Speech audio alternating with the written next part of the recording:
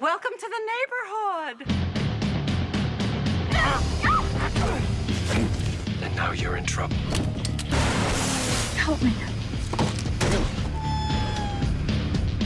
I just wanted him to stop talking.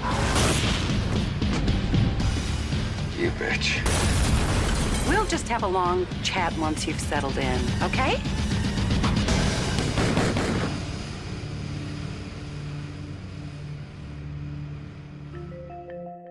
Death on Wisteria Lane was kind of what separated the show from other television series right from the start. Mary Alice Young. I got the series off to a bang. The audience meets this woman and she's talking about her day and she seems so lovely and so warm, and then she, blows her brains out. I think that was shocking to the audience, and it let them know instantly that the tone of the show was going to be something different. Read the Bible, Paul. Suicide's a big no-no. I think maybe they thought, oh, just he's going to kill off one, but that'll be it for a while. And then, nope, we did it again. The most shocking death of all time was Mrs. Huber in, episode 3. I was so crushed when I found out they were gonna kill me. I couldn't believe it. Every time he was strangling me, I'm laughing.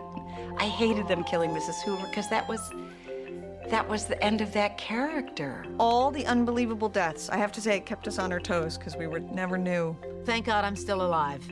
Mark would call us into his office and we'd go, oh, Jesus, I guess I'm dead now. I really liked keeping that feeling of danger in the air.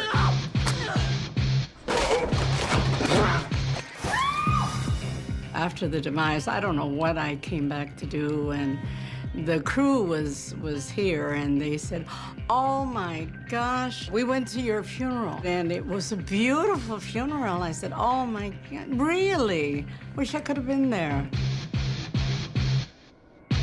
Here I go! Every season finale, you're gonna kill somebody.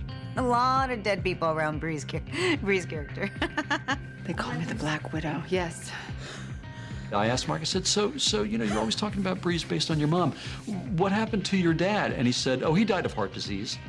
And I just, literally, I just looked at my watch and I just thought, okay, how much more time do I have? Rex, no, she didn't kill him, at least not consciously. Every death of every character is usually born out of a desire for me to tell an interesting story. Sometimes I'll kill off a character, as I did with Rex Van de Kamp, not so much because I didn't like the character or didn't like the actor. Stephen Culp, who played him, was fantastic.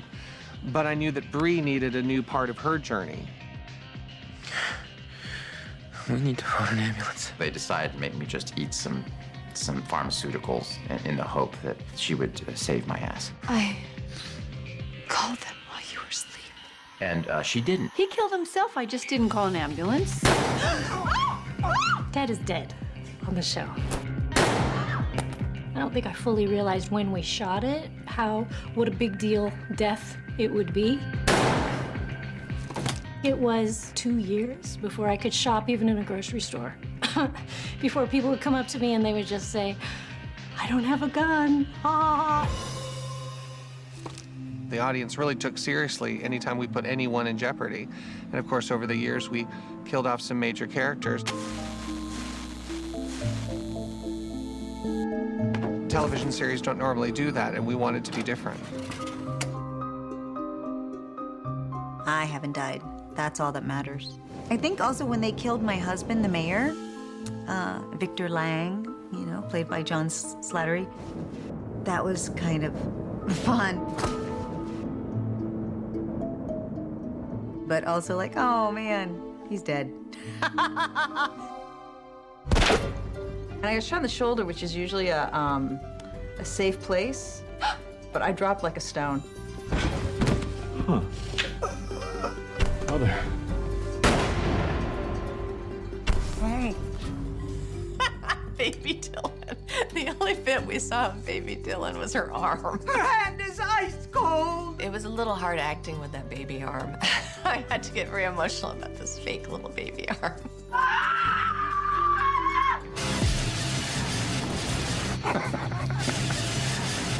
It's a very, very somber day for me. He had conjured up, Wicked Witch of the North or West or wherever she was from under the house. He met a terrible end, but it Wasn't my fault. I just know what I was doing. Like, then they told me I wasn't supposed to come to work the next week, so. She's a dangerous person to hang around with.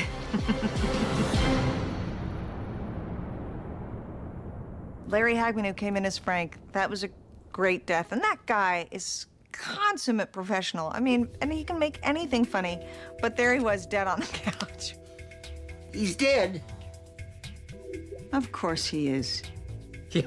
Yeah, that was fun. That was a little Weekend at Bernie's moment.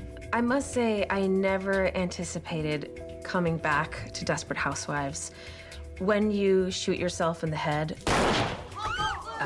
you pretty much assume that you're not coming back. My agent did warn me. He said, you know, the men on this show leave feet first. I did not kill Chuck Vance.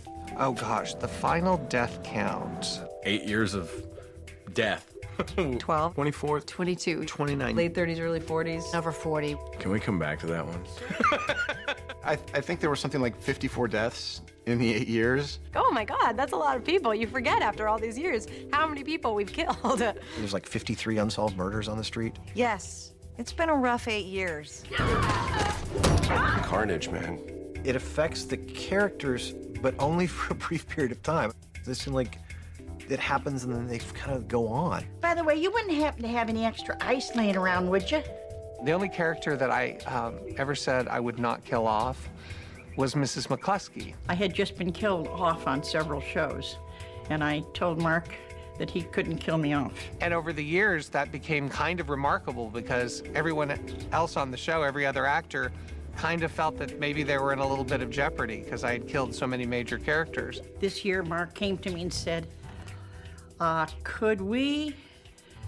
And of course, she did die in the very final episode, but her ghost came back at the end. So, you know, I felt good about keeping that promise. For me, the hardest character to say goodbye to, even though it occurred at the very end of the series, was Mike Delfino. Susan ended up with the love of her life dead and the father of her child dead.